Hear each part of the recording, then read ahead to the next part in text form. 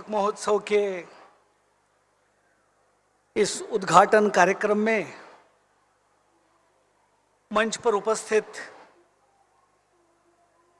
उत्तराखंड के जनप्रिय संवेदनशील मुख्यमंत्री माननीय पुष्कर सिंह धामी जी, प्रसिद्ध लेखक, भारतीय ज्ञान परंपरा के अध्येता, भारतीय दृष्टि से अनुसंधान को गति देने वाले हमारे आदरणीय लेखक आचार्य बालकृष्ण जी, उत्तराखंड के आदरणीय मंत्री महोदय माननीय खजानदास जी, जिस देहरादून में ये पुस्तक महोत्सव संपन्न हो रहा है उस देहरादून के मेयर अर्थात प्रथम नागरिक माननीय सौरभ थपलियाल जी, हमारे इस पुस्तक महोत्सव के नॉलेज पार्टनर देवभूमि विश्वविद्यालय के Aman ji, national book trust के डायरेक्टर श्री युवराज मलिक जी,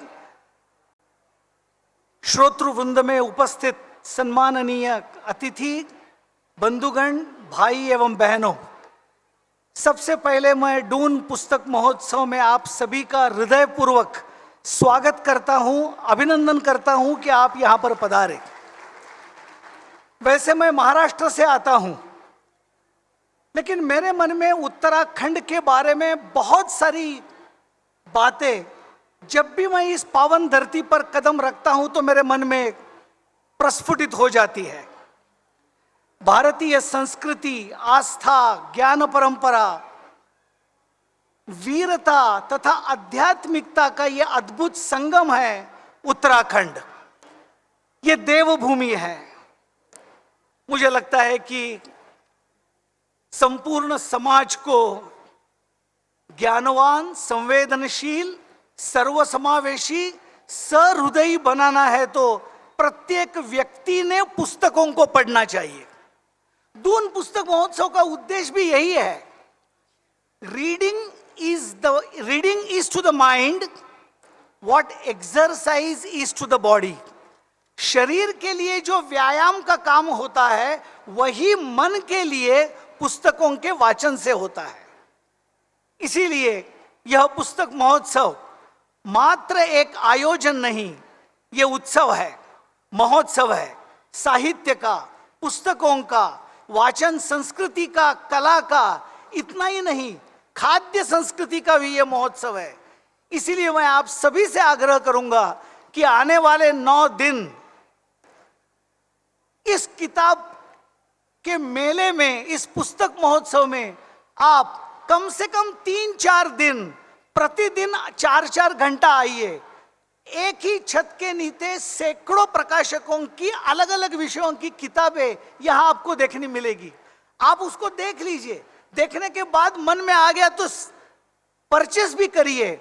और वाचन संस्कृति को बढ़ाने का ये जो प्रयास भारत सरकार की ओर से, राष्ट्रीय पुस्तक न्यास की ओर से जो हम कर रहे हैं और जिसको बहुत ही सघन समर्थन उत्तराखंड सरकार का प्राप्त है, नगर निगम देहरादून का प्राप्त है और देवभूमि यूनिवर्सिटी भी इसमें आयोजन में सहभागी हुई है, तो हम सभी का प्रयास यही है कि देहरादून के सभी नागरिकों को यहाँ पुस्तकों का आनंद लेने को मिले।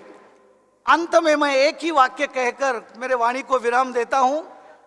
आपको लगा होगा कि यह पुस्तक महोत्सव एनबीटी का है, लेकिन मैं आपको कहना चाहूंगा कि एनबीटी की इच्छा यह है कि यह पुस्तक महोत्सव एनबीटी का नहीं है। यह पुस्तक महोत्सव देहरादून के जनता का है, देहरादून के स्कूलों का है, देहरादून के विश्वविद्यालयों का है, देहरादून के कॉलेजों का है, यहाँ के नागरिकों का है। ये अगर हम कर पाए तो ही इसकी यशस्विता होगी। इतना कहते हुए मैं मेरे वाणी को विराम देता हूं। धन्यवाद। धन्यवाद सर। राष्ट्रीय पुस्तक न्यास ने राष्ट्रीय शिक्षा नीति 2020 के अंतर्गत कुमाऊनी एवं गढ़वाली भाषा में 26 पुस्तकें प्रकाशित की हैं, जिनका इसी मंच पर आज विमोचन होगा। मैं निवेदन करती हूं माननीय मुख्यमंत्री उत्तराखंड श्री पुष्कर सिंह धामी जी की कि वे मंच पर उपस्थित सभी गणमान्य अतिथियों के साथ कुमाऊनी एवं गढ़वाली पुस्तकों का विमोचन करें।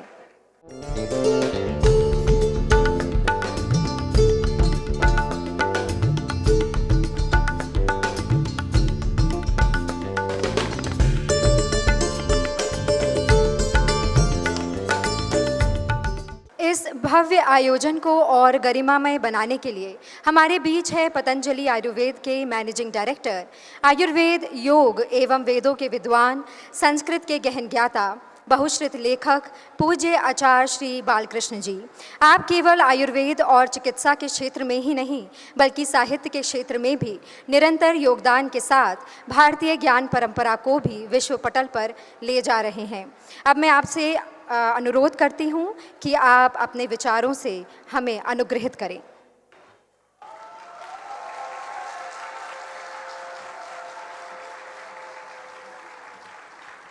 भारत माता की वंदे। दून पुस्तक मेले का यह पवित्र आयोजन, इसमें सबको शुभकामना देने के लिए, आशीर्वाद देने के लिए,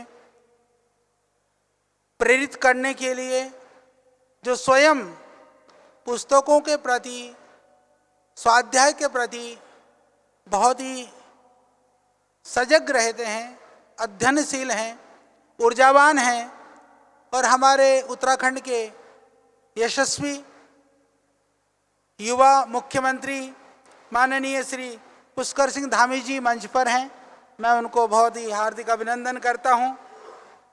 और उत्तराखंड के वरिष्ठ नेता, बहुत लोगों से, दिलों से, भाव से जुड़े हुए उत्तराखंड के माननीय मंत्री श्री खजान दास जी, आपको भी हमारा बहुत ही अभिनंदन है।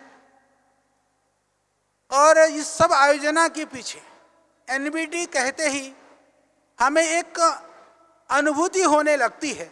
भारतीय ज्ञान परंपरा को पूरी दुनिया में अलग अलग देशों में अलग अलग आयोजन के माध्यम से जो पहुंचाने का भगीरथ प्रयास हो रहा है, उस प्रयास में अध्यक्ष के रूप में, एनबीटी के प्रमुख के रूप में, चेयरमैन के रूप में जो बहुत महती भूमिका निभा रहे हैं, ऐसे बहुत ही आदरणीय सम्माननीय प्रोफेसर मिलिंद मराठे जी का भी मैं बहुत ही अभिनंदन करता हूं।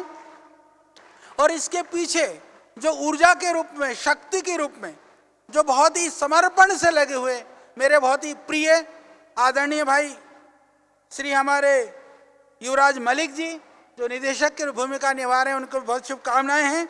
और इस मंच पर इस दून नगरी, यह द्रोण की नगरी है, यह ऐतिहासिक नगरी है। इस नगरी के हमारे महापौर आदरणीय सौरभ थपलियाल जी यहाँ पर हैं, आपका भी बहुत ही अभिनंदन है, वंदन है। और बहुत ही युवा और ऊर्जावान वाइस प्रेसिडेंट देवभूमि उत्तराखंड यूनिवर्सिटी के हमारे भाई श्री अमन बंसल जी, आपको भी बहुत अभिनंदन है। साथ में मैं देख रहा हूँ सम्मुख जितने भी हमारे प्रतिष्ठित सम्मानित बंधु भगिनी हैं, पतंजलि योगपीठ के, पतंजलि योग समिति, महिला समिति, पतंजलि विश्वविद्यालय के हमारे बच्चे, देवभूमि विश्वविद्यालय के, दूसरे संस्थानों के भी प्यारे बच्चे और छात्र छात्राएं यहाँ पर हैं। तो ये बहुत सुंदर आयोजन है। आज का जो समय है, ये वस्तुतः ये सिर्फ महोत्सव नहीं है, यह मेला नहीं है, यह ज्ञान का, यह संस्कार का, यह संस्कृति का आदान प्रदान का प्लेटफॉर्म है। यहाँ से आप बहुत कुछ सीख सकते हैं। यहाँ प्रवेश करने मात्र से, जब गेट से आप अंदर घुसते हैं तो महसूस होने लगता है पुस्तकों का जीवन में क्या संबंध है, पढ़ने से हम क्या बन सकते हैं, और जीवन में सुंदरता को पाना है, असली सौंदर्य को पाना है, असली मार्ग को, असली लक्ष्य को पाना है, तो इससे बेहतर कोई उपाय नहीं हो सकता है। इसकी अनुभूति आपको होने लगती है। भारत की जो संस्कृति की विशेषता, जब हम बात करते हैं भारत विश्व गुरु था, भारत को विश्व गुरु बनाना है, तो विश्व गुरु बनाने के पीछे ज्ञान परंपरा, ज्ञान की शक्ति, वह साहित्य की शक्ति, हमारे शास्त्र और ग्रंथों की शक्ति से ही हम विश्व गुरु थे। इसीलिए आज भी चाहे देश को विश्व गुरु बनाना हो, चाहे व्यक्ति को विश्व में अग्रणी बनना हो, मात्र एक ही साधन है, वह विद्या का साधन है, वह ज्ञान का साधन है, वह साहित्य का साधन है, जिसके माध्यम से हम अपने जीवन को, अपने लक्ष्य को और अपने जीवन में जो कुछ पाना चाहते हैं उसको पा सकते हैं। माननीय मुख्यमंत्री जी अभी बैठे बैठे कह रहे थे कि सडनली एक दिन में कोई हीरो भी नहीं बनता है और एक दिन में जीरो भी नहीं होता है। बहुत बड़ी बात है। सच में यह निरंतर अभ्यास से, निरंतर पढ़ने से, निरंतर ज्ञान के प्रति अभिरुचि रखने से आपको जो चाहिए वो अवश्य मिल सकता है। पतंजलि भी ज्ञान के क्षेत्र में बहुत कुछ प्रयास कर रहा है। माननीय प्रधानमंत्री जी ने ज्ञान भारतम के माध्यम से प्राचीन ज्ञान परंपरा को अभी डॉक्यूमेंटेशन करने का, अभी मन की बात में भी माननीय प्रधानमंत्री जी ने कहा था कि लगभग 40 लाख जो मैन्युस्क्रिप्ट है, पांडुलिपियां हैं, वो संग्रहित करने का बड़ा कार्य किया गया है कि जहाँ जहाँ पर भी जो जो पुराने साहित्य हैं, किताबें हैं, उनको संग्रहित किया जा रहा है। उसमें भी पतंजलि अग्रणी भूमिका निभाने का काम कर रहा है। और आपके लिए प्रसन्नता की बात यह होगी क्योंकि जब बात आती है हमारी संस्कृति की, परंपरा की, ज्ञान की, विज्ञान की, धर्म की, संस्कृति की, कहीं ना कहीं लोग ये कहते कि ये तो कल्पनाओं पर, मिथ पर, मैथोलॉजी पर आधारित है। उस मिथ पर आधारित नहीं है। दुर्भाग्य से जो डॉक्यूमेंटेशन होना चाहिए था, जो रिसर्च होना चाहिए था, जो काम होना चाहिए था, कहीं कोई अधूरा रह गया था। उस काम को पूरा कर करके एविडेंस बेस्ड हिस्ट्री लिखने का काम, एविडेंस बेस्ड रिसर्च का काम, एविडेंस बेस्ड पूरा जो लिटरेचर का काम अभी पतंजलि के माध्यम से हो रहा है। 1999 में WHO ने एक बड़ा काम शुरू किया कि पूरी दुनिया में कितने परंपराएं हैं जो वनस्पति आधारित चिकित्सा पद्धति पर आश्रित हैं। इसको खोजने का, उन वनस्पतियों को ढूंढने का प्रयास किया। 2010 तक, यानी लगभग 11 वर्ष काम करने के बाद में उनको लगा कि यह कार्य तो दुस्तर है, ये संभव नहीं है। छोटे छोटे 3 वॉल्यूम कर करके उन्होंने ये लिख करके उस प्रोजेक्ट को कि अभी इसको रोक दिया जाता है क्योंकि यह कार्य बहुत सारा फैला हुआ है करके छोड़ दिया था। उसी कार्य को पतंजलि ने, हमको ये पता नहीं था कि वो काम WHO कर रहा है।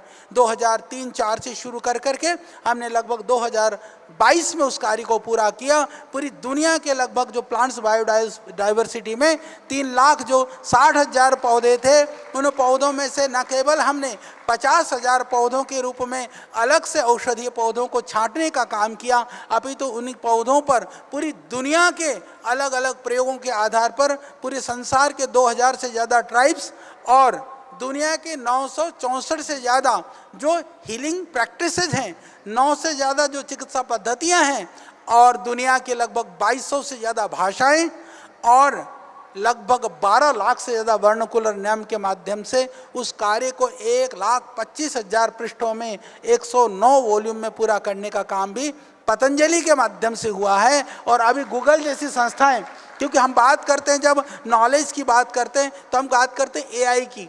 AI मैं आपको बता देना चाहता हूँ, AI अपने आप में कोई चेतन चीज़ नहीं है, जड़ है। वो एक सिस्टम है, लर्निंग सिस्टम है। उसके अंदर जो डला होता है, जो डेटा पहले से क्लाउड पर अवेलेबल है, उस डेटा में से सर्च करके देने का काम वो AI करता है। पर AI के अंदर ऑथेंटिक डेटा जाए, उसका काम तो मनुष्य ही कर सकता है। इसलिए गूगल जैसी संस्थाएं भी अभी पतंजलि के साथ संपर्क करने के लिए ढूंढ रही हैं कि ऑथेंटिक डेटा कहाँ है, क्योंकि AI तो कितना भी उल्टा सीधा बता देगा। AI के माध्यम से आप ना ज्ञान पा सकते हैं, ना विज्ञान पा सकते हैं। वह तो सिर्फ सूचना प्राप्त हो सकती है, सूचना सही हो यह जरूरी नहीं है। इसलिए मैं आपसे निवेदन करता हूं, आप डिजिटल डॉक्यूमेंटेशन को, डेटा को पढ़िए, परंतु ऑथेंटिक जो लेखक हैं, उनकी जो पुस्तकें हैं, उनका जो साहित्य है, उनको पढ़िए, उनको अपने हृदय में उतारिए। और घर में डिजिटली मोबाइल में यदि हजारों किताबें भी रखी हों, वो आपको पढ़ने से तो ज्ञान मिल सकता है, पर उसको प्रभावित उस रूप में नहीं कर सकती हैं। यदि आपके घर में 10-20 पुस्तकें भी सेल्फ में रखी हुई हों, निकलते बढ़ते भी यदि पुस्तक भी दिखाई देती हैं, तो आपको कहीं ना कहीं से अंदर से भावनाएं और प्रेरणाएं मिलती हैं। इसीलिए पुस्तकों से जुड़िए, पुस्तकों को पढ़िए। उत्तराखंड तो देवभूमि है, यह धरती, यहाँ पर यह विद्वानों की भूमि है, यह तपस्वियों की भूमि है, ऋषि की भूमि है। यहाँ से शास्त्र की रचना हुई, यहाँ से उपनिषद और दर्शनों की प्रेरणाएं मिली, और प्राचीन से लेकर के आधुनिक काल तक के, चाहे वीर हों, चाहे शहीद हों, चाहे क्रांतिकारी हों, चाहे लेखक हों, बहुत सारे लोगों ने इस धरा से बहुत कुछ विश्व को दिया है। तो इस धरा पर यह आयोजन बहुत सुंदर है। तो उत्तराखंड सरकार और एनबीटी की मैं बहुत ही उनके प्रति कृतज्ञता व्यक्त करते हुए, और पतंजलि की ओर से भी साहित्य के सृजन में, साहित्य को पूरी दुनिया में पहुंचाने के लिए भगीरथ प्रयास हो रहा है। और पतंजलि के माध्यम से हम नए ग्रंथों को लिखने का कार्य भी कर रहे हैं। पतंजलि के माध्यम से न केवल योग आयुर्वेद अपितु एविडेंस बेस्ड रिसर्च की किताबें पूरी दुनिया में पहुंचाने का कार्य भी हो रहा है। तो इस पावन अवसर पर आप सबकी पावन उपस्थिति के लिए मेरी शुभकामनाएं हैं। आइए हम सब पुस्तकों से जुड़ें, क्योंकि ज्ञान से जुड़ने से हमारा कल्याण है। यदि हम स्वार्थी हैं तो दुनिया में बाकी स्वार्थ में हम कभी कभी हमारा अहित भी हो सकता है, पर पुस्तकों के प्रति जो स्वार्थ है, पढ़ने के प्रति स्वार्थ है, वो आपको कभी अमंगल नहीं होने देगा, अहित नहीं होने देगा। कभी हमारा उससे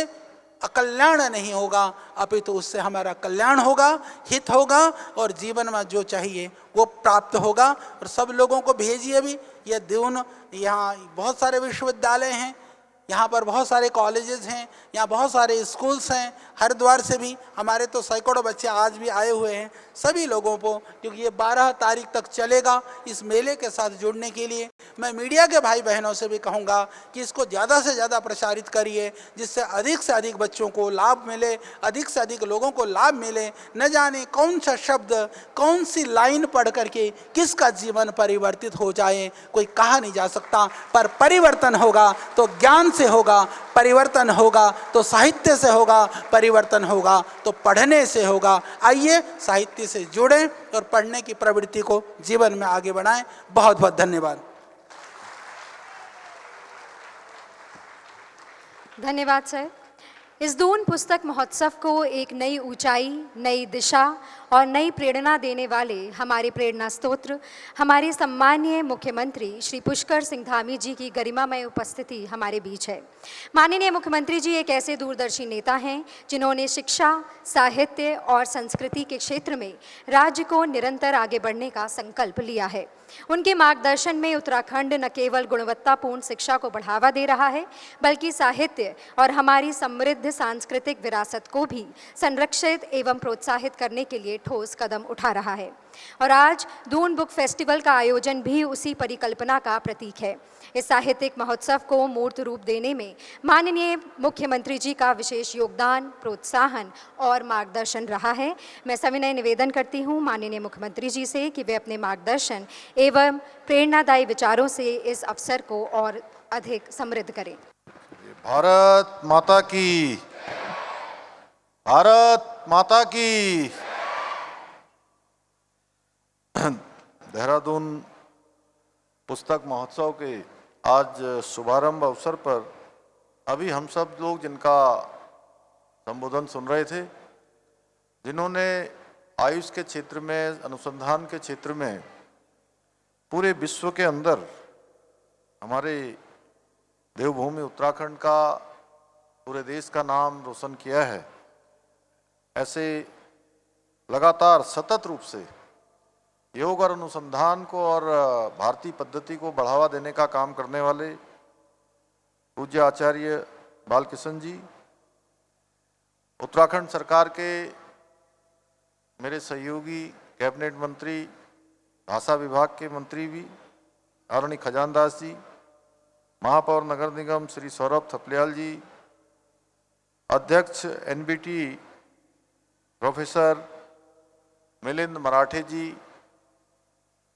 निदेशक एनबीटी श्री युवराज जी, अमन बंसल जी, वाइस प्रेसिडेंट देवभूमि उत्तराखंड यूनिवर्सिटी, सामने बैठे हुए प्रोफेसर गोविंद सिंह जी, अध्यक्ष मीडिया सलाहकार समिति, हेमराज जी, डॉक्टर जयंत नौटियाल साहब और सभी आए हुए हमारे सभी गणमान्य साहित्यकार, कलाकार बंधु, विद्वानगण, साहित्य प्रेमी एवं यहाँ पर उपस्थित सभी महानुभाव और मैं विशेषकर जिनके निमित्त ये देहरादून पुस्तक मेला आयोजित किया गया है, ऐसे सभी मेरे प्रिय छात्र एवं छात्राएं, मैं सबसे पहले तो आप सभी का आज के इस अवसर पर आप सबका मैं अपनी ओर से आज इस उद्घाटन समारोह में सभी का स्वागत करता हूं, आप सभी का अभिनंदन करता हूं।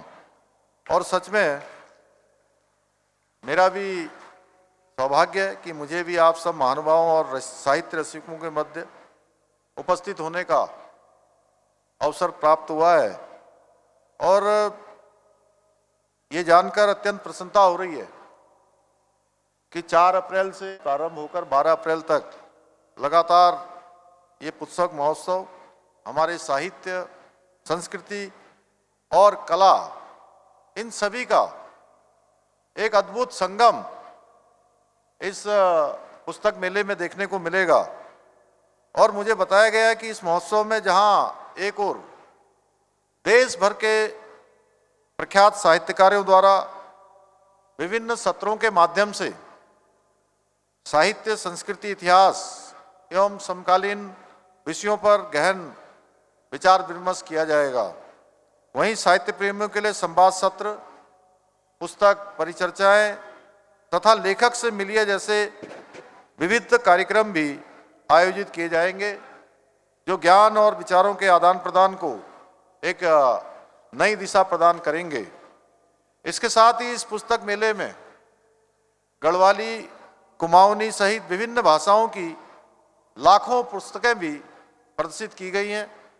यहाँ हमारे बच्चों में पुस्तकों के प्रति रुचि विकसित करने के उद्देश्य से एक विशेष चिल्ड्रन पेविलियन की स्थापना भी की गई है, जहाँ प्रतिदिन स्टोरी टेलिंग, रचनात्मक कार्यशालाएं, क्विज प्रतियोगिताएं तथा इंटरेक्टिव लर्निंग जैसी रोचक गतिविधियों का आयोजन किया जाएगा। इसके अलावा इस महोत्सव में देश और प्रदेश के प्रसिद्ध लोक कलाकारों द्वारा निरंतर मनमोहक सांस्कृतिक प्रस्तुतियां एवं म्यूजिकल कॉन्सर्ट भी आयोजित किए जाएंगे। मुझे पूरा विश्वास है कि ये महोत्सव न केवल हमारे साहित्यकारों और साहित्य प्रेमियों के संवाद का एक उत्कृष्ट मंच बनेगा, बल्कि हमारी समृद्ध सांस्कृतिक विरासत, साहित्यिक परंपराओं को नई पीढ़ी तक पहुंचाने में भी बहुत महत्वपूर्ण भूमिका निभाएगा। मैं इस भव्य साहित्यिक एवं सांस्कृतिक महोत्सव के सफल आयोजन के लिए केंद्रीय शिक्षा मंत्रालय, राष्ट्रीय पुस्तक न्यास तथा सभी सहयोगी संस्थाओं को हृदय से शुभकामनाएं देता हूं, जो इस आयोजन के माध्यम से ज्ञान की इस महान परंपरा को जन जन तक पहुंचाने का सराहनीय कार्य कर रहे हैं। भाइयों बहनों, हमारी देवभूमि की ये पावन धरा सदियों से रचनात्मकता, ज्ञान और संस्कृति का अद्भुत केंद्र रही है। इस पुण्य भूमि पर महर्षि वेद व्यास जी ने महाकाव्य महाभारत और वेदों का संकलन एवं रचना की, तो वहीं महाकवि कालिदास जी ने खंडवा आश्रम में अभिकांत शकुंतलम जैसी अमर कृति की रचना भी इसी भूमि में की। देवभूमि उत्तराखंड का इतिहास अत्यंत समृद्ध रहा है, जहां कुमाऊं और गढ़वाल की गौरवशाली परंपराओं ने साहित्य, संस्कृति और लोक जीवन को एक नई पहचान देने का काम किया है। हमारे लोकगीत और लोक कथाएं हमारी सांस्कृतिक चेतना का आधार रही हैं। इस धरती ने अनगिनत लेखकों, कवियों, विचारकों को प्रेरणा दी, जिन्होंने हिंदी, संस्कृत और अंग्रेजी के अलावा कुमाऊनी, गढ़वाली, जौनसारी जैसी क्षेत्रीय भाषाओं में लिखे गए साहित्यों को भी समृद्ध करने में अपना महत्वपूर्ण योगदान दिया। जहां गुरुदेव रविंद्रनाथ टैगोर जी ने रामगढ़ की शांत वादियों में गीतांजलि जैसी अमर कृति की रचना की, वहीं महादेवी वर्मा, सुमित्रानंदन पंत, जैसे महान साहित्यकारों ने भी अपनी महान रचनाएं इसी भूमि में रची। उत्तराखंड की इस पावन धरा में गुमानी पंत और मोलाराम जैसे महान कवियों को जन्म दिया, जिन्होंने क्षेत्रीय भाषाओं को समृद्ध किया, जबकि शैलेश मटियानी जी ने सामाजिक यथार्थ को अपनी लेखनी में पिरोकर पहाड़ का प्रेमचंद कहलाने का गौरव प्राप्त किया। साथ ही गौरापंत शिवानी, लीलाधर जगूड़ी, मनोहर श्याम जोशी, मंगलेश डबराल, विद्यासागर नौटियाल जैसे महान साहित्यकारों के साथ साथ लक्ष्मण सिंह बिष्ट बटरोही, सुभाष पंत, चंद्र कुंवर बर्तवाल जैसे अनेक विद्वान लेखकों ने अपनी लेखनी से हमारे प्रदेश को समृद्ध किया। इसके अलावा रस्किन बॉन्ड, बिल एटकिन और जैसे साहित्यकार देवभूमि की पहचान को इन्होंने भी विश्व मंच पर स्थापित करने का काम किया है। आज भी हमारे ही देवभूमि उत्तराखंड से निकलकर प्रसून जी जोशी जैसे युवा रचनाकार लेखन और सृजन के क्षेत्र में देवभूमि उत्तराखंड का नाम आज पूरे देश के अंदर रोशन कर रहे हैं। ये पुस्तक महोत्सव हमारे प्रदेश की गौरवशाली साहित्यिक परंपरा को एक नई ऊर्जा प्रदान करने के साथ साथ हमारे रचनाकारों को, कलाकारों को, पाठकों को और साहित्य प्रेमियों को एक साथ एक मंच पर लाने का अद्भुत कार्य भी कर रहा है। भाइयों बहनों, हमारे शास्त्रों में कहा गया है पुस्तकों के महत्व को रेखांकित करते हुए कि न चौरहार्यम न राजहार्यम न बृहत भाज्यम न च व्यकृते वर्धते एवं नित्यम विद्याधनम सर्वधनम प्रधानम। आज के इस अवसर पर मैं आप सभी से यह आग्रह करना चाहता हूं, आप लोग जब किसी भी कार्यक्रम में जाएं, जैसे किसी बच्चे का जन्मदिन हो, किसी से मिलने का अवसर हो या कोई मंगल कार्य हो, कोई शुभ अवसर हो, तो ये प्रयास करें कि वहां बुके या अन्य उपहार के स्थान पर एक पुस्तक या पौधा भेंट करें।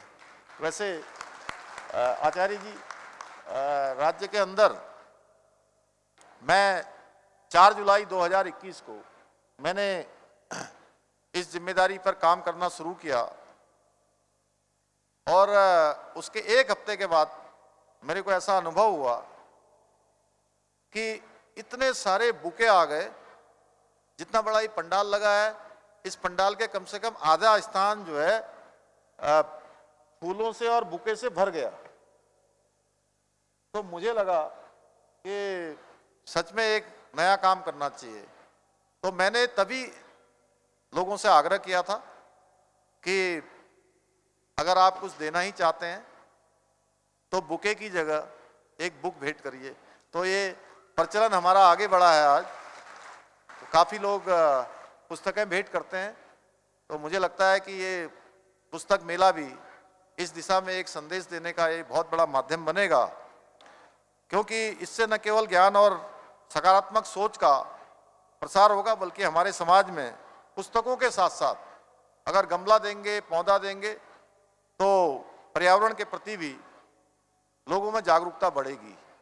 और हमने इसीलिए उत्तराखंड के अंदर जो विकास का मॉडल प्रारंभ किया है, वो मॉडल हमारा इकोलॉजी और इकोनॉमी दोनों के संतुलन का है, दोनों का बैलेंस का है। और इकोलॉजी भी होनी चाहिए, इकोलॉजी भी होनी चाहिए, और साथ में टेक्नोलॉजी और जुड़ जाएगी, जिसके बारे में अभी आचार्य जी कह रहे थे एआई के बारे में, तो उसमें वो सोने पर सुहागा हो जाएगा। तो भाइयों बहनों, पुस्तकें खरीदने से जहां व्यक्ति का ज्ञान बढ़ता है, वहीं इससे हमारे लेखकों को, प्रकाशकों को और ज्ञान की पूरी परंपरा को एक मजबूती मिलती है, उनका प्रोत्साहन होता है और समाज में पढ़ने की संस्कृति भी विकसित होती है। मैं अपने विद्यार्थियों से भी कहना चाहूँगा कि अपने सिलेबस के अतिरिक्त भी पुस्तकें पढ़ने का अपनी दिनचर्या का हिस्सा बनाएं, उनको अपनी आदतों में सम्मिलित करें। भाइयों बहनों, हमारी सरकार देवभूमि उत्तराखंड को देश का श्रेष्ठ राज्य बनाने के अपने विकल्प रहित संकल्प के साथ निरंतर प्रयासरत है और मुझे पूरा विश्वास है ज्ञान, शिक्षा और जागरूकता के इस मार्ग पर आगे बढ़ते हुए हम सब मिलकर एक सशक्त, समृद्ध और जागरूक उत्तराखंड का निर्माण करने में अवश्य सफल होंगे। इसी विश्वास के साथ एक बार पुनः आयोजकों को इस महोत्सव के सफल आयोजन की शुभकामनाएं देते हुए मैं अपनी बात समाप्त करता हूं। धन्यवाद।